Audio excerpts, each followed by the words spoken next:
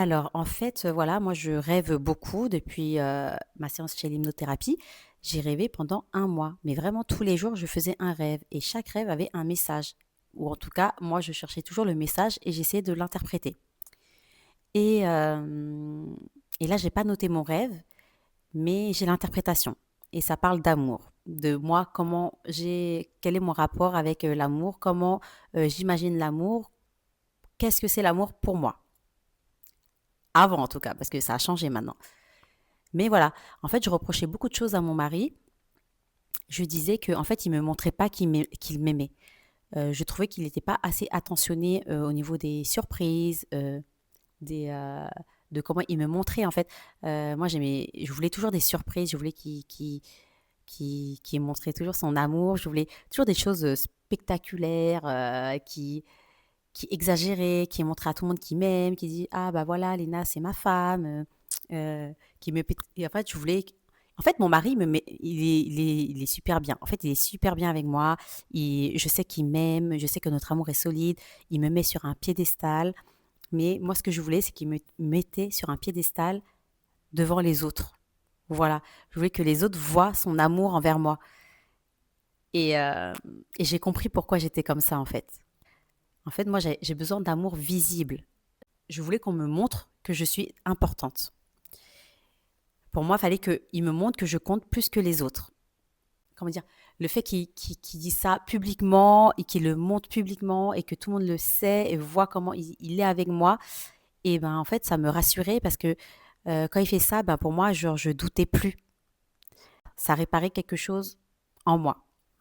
En fait, ça répare quoi? Ça répare toutes les fois où j'ai été regardée comme un objet. Toutes les fois où mon corps a été touché sans ma permission. Toutes les fois où j'aurais voulu que quelqu'un se lève pour moi, qui me défende, qui dise elle, c'est ma femme, on la touche pas. En fait, j'avais vraiment besoin de ce côté protecteur et spectaculaire et qu'on me mette sur un piédestal. Parce que je vous explique pourquoi, en fait, des fois, j'ai l'impression que mon corps était un objet. Parce que quand j'étais petite, voilà, au collège, bah, vous savez, vers l'âge de 12 ans, 13 ans, et ben moi, j'avais déjà des formes. Voilà, j'étais toute petite, enfin, je suis encore petite, hein. Je suis toujours petite en taille, mais voilà, quand j'avais 13 ans ou quoi, et ben moi, j'avais déjà des formes. Franchement, j'avais des gros seins, apparemment. En tout cas, au collège, pour eux, j'avais des gros seins. Voilà, une petite asiate avec des gros lolos, et ben, les gens, ils se permettaient tout. Voilà, déjà, on disait toujours que j'avais des gros seins. Donc, ça veut dire quoi? On me voit que par mon physique, on me voit pas de l'intérieur. Et en plus, ils se permettaient de toucher. Genre, genre, ils disent ouais, mais désolé, j'ai pas fait exprès et tout. Genre, je peux pas résister. Non, mais pardon. Après, je me défendais, hein, bien sûr. Hein, je me laissais pas faire du tout. Il y a même une histoire, je vais vous raconter. Si la personne passe par là, le pauvre. Désolée, mais ma réaction excessive, bah, c'est dû à mes traumas d'enfance aussi. Et de toute façon, tu n'avais pas à faire ça. Alors là, c'était pas au collège, mais c'était au lycée. Mais c'est pour vous dire que depuis le collège, en fait, mon corps, il était vu comme un objet, quoi. Et au lycée, bah, pareil. Au lycée, pareil. Il y avait un pote. Non, c'est pas un pote, un camarade de classe. Et ben, genre, je sais pas, il me dit genre, attention, là, je vais te toucher, hein. Après, j'ai dit, ah non, pas du tout, me touche même pas. Ne me touche même pas. Ils rigolent, parce que pour eux, bah, bah, les garçons, ils sont un peu concons, hein. Voilà, leurs hormones, hein, leur montent au cerveau, là. Et du coup, il a dit, ah, ah, ah, je vais toucher, je vais toucher. J'ai dit, si tu touches, je te jure, tu vas le regretter. Et il fait quoi, le mec? Il touche. Il me fait ça. Alors là, mais je suis partie en vrille. Carrément, ça m'a tellement énervée. Je l'ai affiché. Je l'ai affiché devant tout le monde. Devant toute la classe, tout le temps, tout le temps. Et même pendant la récré. Tous les jours, pendant un mois, dès que je le voyais, je l'affichais. Je disais quoi? Vous avez vu ce gros pervers? Non mais faites gaffe, c'est un gros pervers le mec, c'est un gros violeur, mais c'est vraiment un vieux mec de merde. Faites attention, hein, il va vous toucher, c'est le pervers. Enfin bref, je le faisais passer pour un violeur carrément parce que ça m'a choqué en fait, ça m'a choqué. Et ça m'a énervé qu'on ne m'écoute pas et qu'on me touche comme ça sans permission. Genre, c'est pas la fête.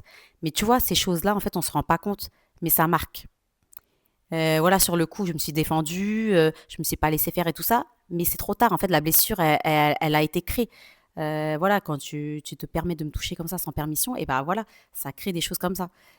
Et c'est pour ça que, c'est pour ça que après maintenant en amour, quand j'ai grandi, bah voilà, qu'est-ce que je recherchais de l'amour? Je recherchais quelqu'un de protecteur.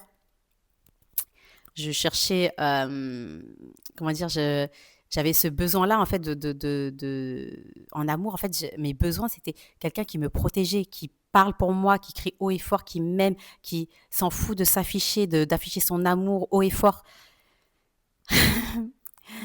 Ouais, bah voilà, en fait, ouais, quand ce qui nous arrive dans l'enfance, et ben, on crée des besoins adultes. Et c'est chiant parce qu'en fait, c'est par rapport à nos besoins, nos blessures d'enfance.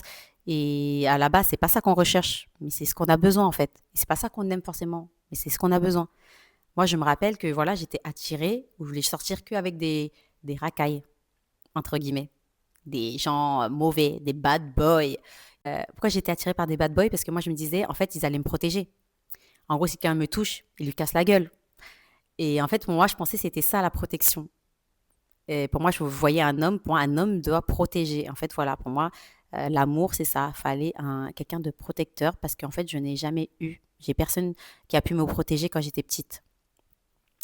Et ça a joué sur moi parce que aussi, bah, déjà, j'avais personne pour me protéger quand j'étais petite, mais c'est aussi parce que mes parents, ils sont divorcés. Ils sont divorcés quand je crois j'avais 7 ans, donc c'est jeune. Et du coup, bah, j'ai pas eu de présence masculine, j'ai pas eu comment dire, j'ai pas eu de présence d'un père. Je connais pas du tout c'est quoi la relation père et fille. Et du coup, c'est pour ça que j'ai développé ce besoin-là. En fait, quand on grandit dans un foyer où l'amour se sépare, eh ben, on grandit avec la peur que tout puisse s'arrêter. On se demande, et s'il arrêtait de m'aimer moi aussi? On devient hypersensible à tout changement, à toute baisse d'attention, à toute distance. On apprend à observer les signes, à anticiper la fin, même si elle ne vient pas. Et en fait, c'est ce que je fais avec mon mari. J'ai fait tout ça. Même si je sais qu'on a un amour solide, qui m'aime profondément, et ben, il y a quand même un doute qui surgit à cause de ce que j'ai vécu quand j'étais petite. Et ben, ça a des répercussions. Et même si je sais que l'amour est solide, ma tête le sait très bien, mais mon corps, lui, il est en insécurité. Et c'est ça que je veux vous dire, c'est que parfois, on croit que l'émotion est passée parce qu'on ne la ressent plus consciemment à l'âge adulte, et même on ne sait pas pourquoi on réagit comme ça. Mais en réalité, elle reste stockée. Elle reste stockée en arrière-plan, comme un peu comme un onglet ouvert dans ton cerveau. Et c'est pour ça que j'ai dit qu'en tant qu'on n'a pas validé l'émotion présente, et ben en fait, ça se répercute sur les situations de maintenant. Donc mes réactions d'adulte, et ben c'est les réactions que je n'ai pas pu, c'est mes réactions de protection que je voulais faire enfant. Enfin, je ne sais pas si vous avez compris, mais voilà, c'est quelque chose comme ça. À cause de mon enfance, à cause de ce que j'ai vécu dans mon enfance, la séparation de mes parents, et ben ça a développé quoi? De la dépendance affective. Vous connaissez, ça doit vous parler. Ben, moi, ça me parle beaucoup. Et grâce à mon rêve, ça m'a ouvert les yeux sur plein de choses et ça m'a montré vraiment que voilà, j'étais une personne dépendante affective. J'étais en dépendance affective parce que mon mari, je pouvais rien faire sans lui. J'imposais mon mari à tout le monde. Quand on me disait, Lina, tu veux sortir manger là? Je fais, ok, bah par contre, j'emmène mon mari.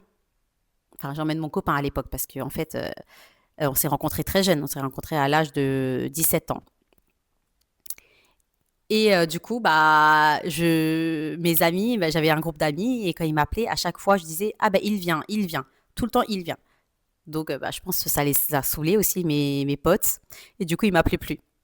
Mais je m'en foutais parce que j'avais mon copain, mon mari. Et j'ai vraiment développé une dépendance affective parce que, ben, il devait toujours être avec moi. On devait être fusionnel, collé, collé, collé, impossible, toujours ensemble, même aux toilettes, on discute ensemble, je me lave, il reste à côté. On était tout le temps, tout le temps, tout le temps, tout le temps ensemble, collé, collé, collé, collé. Quand il devait sortir, par exemple, je sais pas moi, avec des collègues ou quelque chose comme ça me stressait. Je voulais pas qu'il sorte, mais d'un côté, je dis ça se fait pas. Je le laissais sortir, mais moi j'étais mal. Je l'attends, j'attends son retour, je ne dors pas. C'est grave, hein, c'est très grave hein, à quel point on se met mal comme ça, parce que voilà, on n'est pas rassuré en fait. Et pareil, je pouvais pas dormir sans lui. Je pouvais rien faire sans lui. Vraiment, c'était abusé. C'était abusé.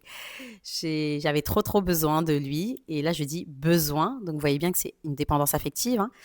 Et là, je me suis rendu compte que voilà, en fait, c'est ça ma prise de conscience. Ma prise de conscience, c'est que je me suis rendu compte que oui, j'avais de la dépendance affective avec mon mari. Et, euh, et je trouvais ça beau, hein. Pour moi, c'était trop beau, hein. On se fusionne, on ne forme qu'une personne, on est liés.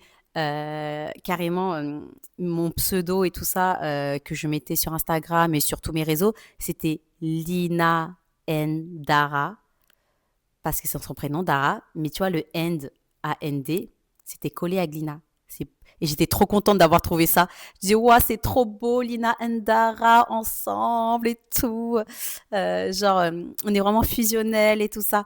En fait, j'ai trouvé ça trop beau, en fait, de former qu'une personne et tout ça. Et maintenant, je trouve ça pas beau du tout, hein. Vraiment pas. Berk, berk, berk. Non, non. Mais non, mais parce qu'en fait, je trouve ça pas beau maintenant parce qu'en fait, je trouve que c'est pas cool. En fait, on n'est pas libre. En fait, c'est comme si je le retenais prisonnier aussi. Même si lui, j'ai eu de la chance parce qu'en fait, lui aussi, il a ses blessures aussi, ses traumas aussi. Et en fait, nos traumas, ils étaient compatibles. Donc, c'est pour ça que je me rendais pas compte aussi que c'était de la dépendance affective que j'avais. Parce que lui, par exemple, il avait ce besoin d'être utile, serviable, gentil. Pour lui, en fait, c'était ça en fait, lui, pour se sentir aimé, c'était dire oui, être serviable, être utile, être tout le temps là. Du coup, bah, moi, d'un côté, bah, il était content que je réagisse comme ça avec lui parce que je le mettais sur un piédestal, je montrais que j'avais besoin de lui. Donc lui, au fond, ça le réparait aussi son enfant intérieur. Mais c'est toxique, en fait, c'est toxique, c'est pas bon du tout. Mais ça nous a pas dérangé. Mais voilà, plus on a grandi, maintenant on a grandi avec des contraintes, on a un travail, on a découvert qu'on, bah voilà, en fait avant on était au lycée, tout se passait bien, c'était la belle vie, on était libre, il y avait aucune contrainte, il y avait rien du tout. Mais maintenant qu'il y a des contraintes, voilà, il y a des factures à payer, il y a une maison à entretenir, il y a un enfant, il y a le travail, et ben du coup c'est là qu'on se rend compte en fait du coup de plein de choses, que c'est normal on ne peut pas avoir un amour fusionnel comme quand on était jeune. C'est différent. Et voilà. Et avant, mon mari, il avait le rôle de pilier. Parce que voilà, pour moi, je pouvais compter sur lui. Il m'aidait sur beaucoup de choses. En fait, voilà, il a eu le rôle de pilier et moi, je me reposais beaucoup sur lui. Mais je me suis rendu compte que non, Lina, non, non, non, tu peux pas lui donner ce rôle-là. Déjà, ça donne beaucoup de responsabilité à la personne et en plus, c'est à toi d'être ton propre pilier, tu vois. Genre, je peux pas avoir cette dépendance affective. Parce que s'il est plus là, bah, je me retrouve comment? Tu vois? Non, je peux pas dépendre de quelqu'un. Et vraiment, ça m'a fait une prise de conscience. Et là, je trouve ça beau parce que même avec ma prise de conscience, eh ben, je me dis, en fait, je l'aime. Bah, je l'aime. Oui, je l'aime. Mais en fait, je le choisis toujours. Et en fait, je le choisis consciemment. Et je trouve ça beau. En fait, je trouve maintenant notre relation, elle est saine. Genre, genre maintenant, c'est mon allié, c'est pas mon pilier, c'est une personne avec qui j'ai envie d'être, que j'ai choisi. Et ça change tout, ça change tout. Ah, pour moi, le pilier est une nécessité, mais l'allié est un choix. Et en fait, voilà, c'est ça que j'aime bien, c'est que je trouve ça beau que laisser la personne exister telle qu'elle. C'est vraiment la liberté. Laisser la personne être ce qui doit être. Et moi aussi. Et, euh, Et si on se correspond et qu'on se choisit, c'est que on veut partager quelque chose avec cette personne-là, mais pas juste parce qu'on en avait besoin. Alors en fait, on ne se complète pas parce qu'il nous manque quelque chose. On s'accompagne parce que déjà complet, euh, on a envie d'avancer ensemble. Et c'est différent. Et je suis contente d'avoir pris conscience de ça. Et maintenant, je vous assure que le fait d'avoir compris pourquoi je réagissais comme ça, pourquoi j'étais comme ça, des fois je me disais est-ce que c'est un caprice, pas un caprice? Non, pas du tout. C'est parce que voilà, moi j'ai vécu des choses dans l'enfance qui fait que bah, j'ai eu cette insécurité-là. Et du coup, j'ai eu cette dépendance affective. Et le fait que ça m'a tout éclairé, en fait, le fait bah là, le fait que j'ai pris conscience de ça, et ben je vous assure, maintenant, je me sens mieux. En fait, je me sens mieux avec moi-même. J'ai moins peur. J'ai pas peur de perdre l'amour. Je vois l'amour autrement et ça change vraiment tout. Mon mari, là, carrément, je lui dis vas-y, tu peux partir une semaine. Hein. Genre, maintenant, j'aime bien me retrouver avec moi. Alors qu'avant, mais c'est impossible. Quand je vous dis impossible, je ne faisais rien sans lui. Et il me manquait tout le temps et c'était pas possible. Et même quand il sortait juste pour faire des courses, carrément, c'était déjà long. Mais, euh, mais oui, je suis contente d'avoir découvert ça, en fait, bah, du coup, d'avoir pris conscience de ça. Parce que maintenant, vraiment, c'est une relation vraiment saine. Et c'est beau. Pour moi, l'amour, il n'y a pas de compromis. Il n'y a pas d'adaptation. Personne ne devrait s'adapter à personne. Personne ne devrait faire de compromis. Faut être juste avec toi-même et être en paix avec toi. Donc, s'il y a des choses que tu fais et que ça ne le plaît pas, eh ben, il y a personne à s'adapter. C'est à lui de travailler sur lui, sur pourquoi ça le déplaît, par exemple. Vous voyez? C'est super compliqué à comprendre tout ça. En fait, hein, je comprends que vous puissiez ne pas comprendre. C'est très compliqué. Même moi, c'était impossible de comprendre tout ça. Mais grâce à mon rêve et aux interprétations, en fait, le fait de mieux me connaître, de me dire pourquoi j'ai ces réactions-là, euh, pourquoi j'avais besoin autant de protection, pourquoi j'avais besoin autant de preuves d'amour, pourquoi j'avais besoin autant de liens, et ben, le fait de savoir d'où ça vient et pourquoi, et ben ça m'a guéri, ça m'a réparé quelque chose. Ça m'a réparé quelque chose intérieurement. Et vraiment, je le ressens pas pareil maintenant. Maintenant, quand j'ai pas d'attention, quand j'ai pas de surprise, s'il ne me dit pas qu'il m'aime à toute la terre entière, et ben c'est ok, c'est pas grave. Et en plus, ça me fait plus rien. Parce que je sais vraiment maintenant, je sais vraiment qu'au fond, il m'aime pour ce que je suis.